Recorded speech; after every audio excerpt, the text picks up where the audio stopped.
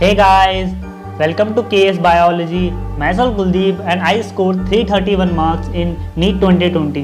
तो आज मैंने ये सोचा कि भाई मैं एक सीरीज़ शुरू करता हूँ जो नीट एस्पिरेंट होते हैं उनके लिए, जिसमें मैं अपनी पूरी बायोलॉजी मेरी बुक थी अंडरलाइन वाली, उसको मैं आपके सामने रिप्रेजेंट करूँगा और वो कुछ अच्छे में रिप्रेजेंट करूँगा जिससे कि आपको कुछ बेनिफिट मिले। और इसमें मैं प्योरली एनसीईआरटी फॉलो करने वाला हूँ, जिसमें कि आपको मेन पॉइंट जो पूछे जाते हैं वो मैं बताऊँगा। तो सबसे पहला पेज में जब मैं आता हूँ भाई वो है अर्न्स्ट मेयर के बारे में। तुम्हें जो मैंने अंडरलाइन करा है वो तुम्हें देखना ही है, और लास्ट में इसको मैं तो कह रहा हूँ तुम 1 से 2 बार इसे देखना जरूर, जिससे कि तुम्हें याद होने चाहिए और अपनी बुक में भी इसे अंडरलाइन कर लेना। भाई अर्न्स्ट मेयर को डार्विन को 20वीं सेंचुरी कहते हैं, ये पता होना चाहिए तुम्हें, ठीक है। वो एक इवोल्यूशनरी बायोलॉजिस्ट थे, ये पता होना चाहिए तुम्हें, ठीक है। उनने जो डेफिनेशन दी थी बायोलॉजिकल स्पीशीज की वो तुम्हें पता होनी चाहिए, ये इंपॉर्टेंट पॉइंट था।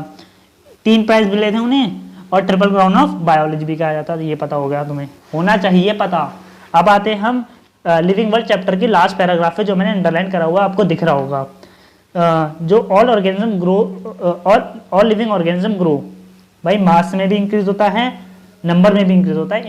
ये दोनों ट्विन कैरेक्टर हैं ग्रोथ के, ये तुम्हें पता होना चाहिए। उसके बाद आ जाते हैं, उसके बाद हमें पता है कि जो लिखा हुआ है साफ साफ प्लांट में ग्रोथ जो होती है सेल डिविजन के थ्रू हो रही है, और वो पूरे लाइफ स्पैन तक। भाई तुम एक प्लांट देखते हो भाई वो अपने मरते दम तक ग्रोथ करता है, ठीक है, पर हम मरते दम तक इतना ग्रोथ नहीं कर पाते। एनिमल्स में मरते दम तक ग्रोथ नहीं होती है, सर्टेन एज तक होती है, ये मैंने अंडरलाइन करा हुआ है, ठीक है।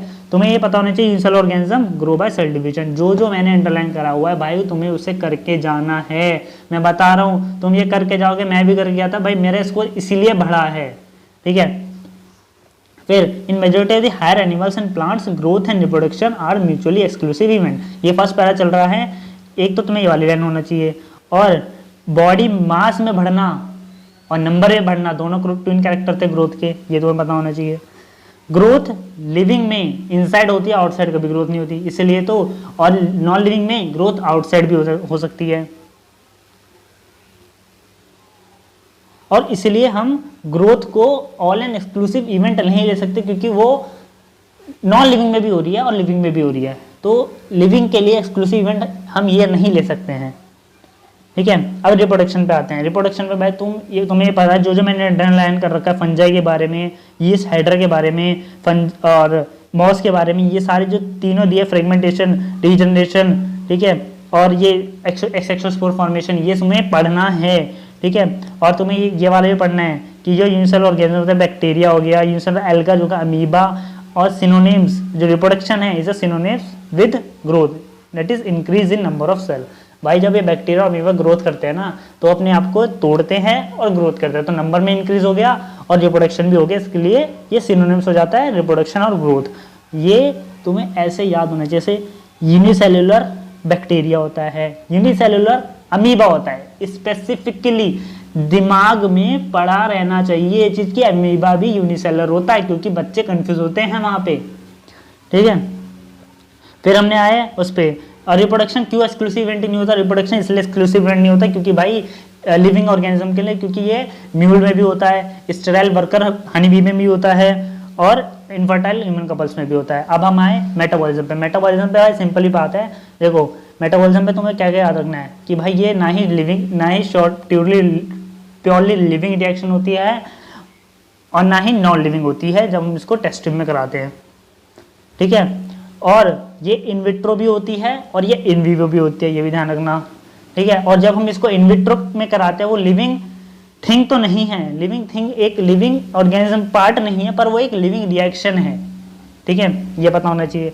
आप आए सेकंड पैरा पे। सेकंड पैरा में जहाँ मैंने लिखा हाईलाइट करा हुआ है कि भाई प्रोकार्योट से मोस्ट कॉम्प्लेक्स यूकार्योट तक वो सारे के सारे सेंस कर सकते हैं जो भी एनवायरनमेंट में चेंजेस आ रहे हैं, ठीक है। और एक क्या होता है भाई, एक सीजनल ब्रीडर प्लांट एनिमल है, वो एक पर्टिकुलर टाइम पे वो करते हैं, रिप्रोडक्शन करते हैं, तो भाई एक पीरियड होता है जो उनके रिप्रोडक्शन को अफेक्ट करता है, उसको फोटो पीरियड कहते हैं। ये लाइन भी तुम्हें आनी चाहिए, दिमाग में बैठा लो, मैं भी बता दे रहा हूँ, ये करके जाओगे तुम 360 आउट ऑफ 360 दे के आओगे, मैं बता रहा हूँ, तुम कर लेना ये चीज, लेकिन करना जरूर है, ठीक है। सारे ऑर्गेनिज्म डील कर सकते हैं जो भी केमिकल उनके अंदर आ रहे होंगे, ठीक है, पर हम लोग एक्सेप्शन हैं, जो हम सेल्फ कॉन्शियस भी हैं, अपने बारे में हम अपना ध्यान भी रखते हैं। तो ये चीज़ मैंने लिखा हुआ है। और सेल्फ कॉन्शियसनेस को रिस्पॉन्सिवनेस भी कहते हैं, ये भी ध्यान रखना, ठीक है। फिर जो मैंने लास्ट पैरा में जो पार्ट अंडरलाइन करा हुआ है ना, इसको ना पढ़ना जरूर, क्योंकि ना इससे ना एक क्वेश्चन जरूर बनेगा। जैसे इसमें जो मैंने लिखा हुआ है, these interaction result in the emergent property at a high level of organisation, और दिस फिनोमेना इज ट्रूली, जैसे इसमें बताया ना कि similarly the property of cellular organelle are not present in the molecular constant of the cell but arises result of, देखो भाई एक molecule है, एक मॉलिक्यूल में एक पूरा ऑर्गन बन गया, एक ऑर्गन बन गया, तो एक ऑर्गन में एक मॉलिक्यूल की प्रॉपर्टी पूरे एक ऑर्गन को नहीं बताएगी भाई, उसमें सारे मॉलिक्यूल की प्रॉपर्टी मिलके एक ऑर्गन बनाएगी। तो इसमें ये चीज बात हो रही है, ठीक है। और जो लास्ट में मैंने डीएनए आरएनए लिखा है भाई, ये तो तुम्हें बताइए कि कॉमन जेनेटिक मटेरियल हमारा डीएनए होता है, और जो जीन्स होती हैं वो हमारी वेरीज करती, वेरी डिग्री में होती हैं। अब नेक्स्ट पे आ जाओ, जो मैंने लाइन अब नेक्स्ट वाला diversity of living world topic में जो मैंने अंडरलाइन करी हुई है, तुम्हें याद होना चाहिए पूरा। The number of species that are known and described range between 1.7 1.8 million. ये जो पॉइंट, ये जो वैल्यू है ना, इसमें चेंज कर देते हैं 1.9, ठीक है, 1.7, और यह मिलियन की जगह बिलियन लिख देंगे। तो ये पता होना चाहिए बिल्कुल प्योरली, इसलिए मैंने क्या बोला शुरू में लिख दिया कि भाई मैं प्योरली एनसीईआरटी पढ़ाऊंगा। फिर इसके बाद जो हम नीचे आते हैं इसी पैरा में, सबसे लास्ट पैरा जो है, इसमें भाई तुम्हें जेनेरिक नेम, स्पेसिस, एपिथेट ये पता होना चाहिए। कार्लस लिनियस ने कौन कौन सी बुक लिखी है तुम्हें ये पता होना चाहिए, ठीक है। और नेक्स्ट पेज पे आ जाओ, उसके बाद नेक्स्ट पेज क्या है भाई, ये तो सबसे मेन है कि भाई ये तुम्हें चारों की चारों पॉइंट है ना, ये पूरे पता होने चाहिए कि भाई क्या। और सबसे पहला पॉइंट जो है ना, ये याद रखना, इररिस्पेक्टिव, जो मैंने अंडरलाइन कर रखा है, सर्कल कर रखा है ना मैंने, इररिस्पेक्टिव तुम्हें याद होने चाहिए, क्योंकि यहाँ पे वो चेंज कर देते हैं रिस्पेक्टिव में, और लैटिन वाला, ये दोनों तुम्हें याद होंगे क्योंकि यहीं पे वो चेंजेस करते हैं सबसे ज्यादा।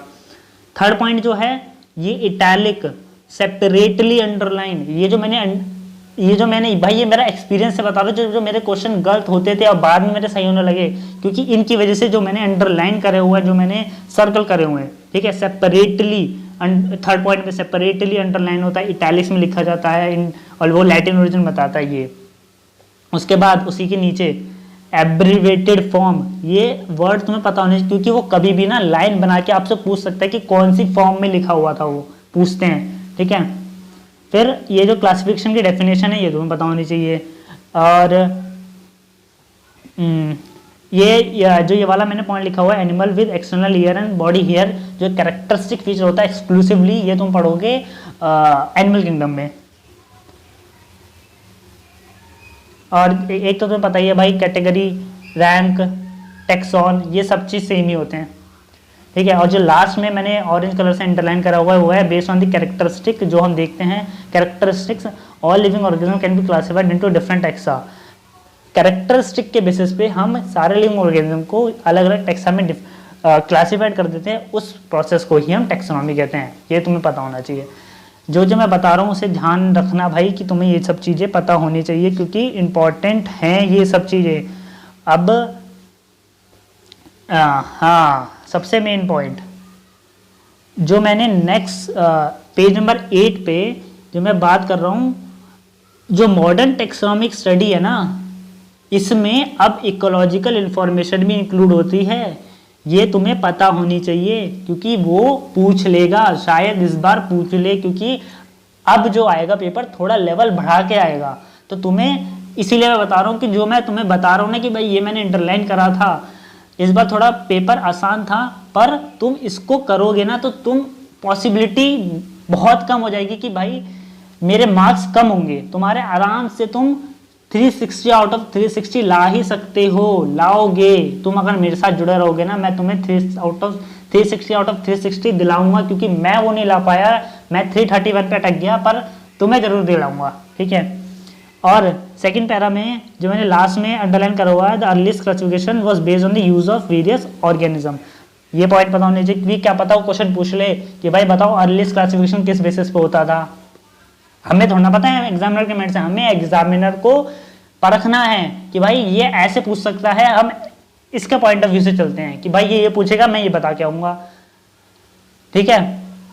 वो सेब फेंकेगा, मैं उसे काट के आऊँगा। तुम्हें ऐसे पढ़ना है, जो जो मैं बता रहा हूँ ना तुम्हें आएगा ही आएगा।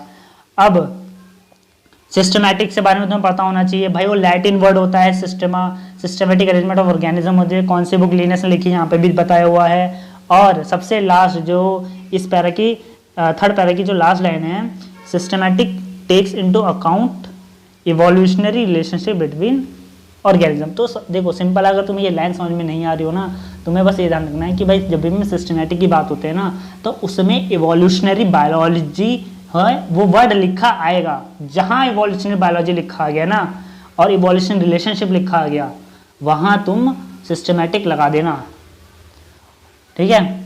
ये तुम्हें पता होना चाहिए। और एक और बता देता हूँ, ऑन्टोजेनी और फाइलोजेनी में डिफरेंस है। ऑन्टोजेनी में क्या है, ऑन्टोजेनी मतलब होता है जब हम अपनी लाइफ हिस्ट्री के बारे में बात करें, मतलब बचपन से लेके हमने, जैसे मैं अभी हूँ तो मैं अपनी लाइफ हिस्ट्री के बारे में बात करूंगा बचपन से लेके, तो ये ऑन्टोजेनी हो जाती है। और फाइलोजेनी होती है जब हम अपने पूर्वज से बात करते हैं, मतलब पूर्वज से रिलेट करके आते हैं, उसे फाइलोजेनी कहते हैं। और तो फाइलोजेनी हम सिस्टमैटिक में इंक्लूड करते हैं, ये ध्यान रखना। अब मैं आज के लिए भाई 10 मिनट की वीडियो इसलिए बना रहा हूँ क्योंकि एकदम से इतना कर लोगे ना, अभी ये वाले पॉइंट तुम्हें याद होने चाहिए, इतना कर लोगे। अगली वीडियो में टेक्सोनॉमिक कैटेगरी से बनाऊंगा, जिसमें मैं स्पीशीज, जीनस, फैमिली, इन सब के बारे में डिस्कस करूंगा, क्या क्या मेन पॉइंट हैं। इसके बाद, इस वीडियो के बाद भाई और अच्छे पॉइंट मैंने ढूंढ रखे हैं अपनी एनसीईआरटी में, जो बहुत सारे बच्चे नहीं ढूंढ पाते हैं, वो मैंने ढूंढ रखे हैं और मैं तुम्हें बताऊंगा जरूर।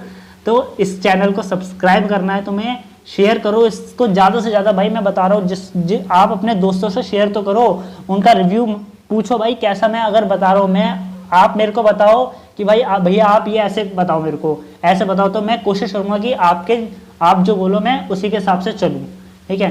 तो बाय बाय, टेक केयर, नमस्कार। जो मैंने कहा है इसको पढ़ना जरूर, इसको 1 से 2 बार भाई, 10 मिनट की वीडियो है, फास्ट फॉरवर्ड करो, 1.5 पे देखो या 1.25 पे देखो, पर देखना जरूर, 10 मिनट की वीडियो है, खाली बैठे रहते हो ना उस टाइम पे देख लेना, ठीक है।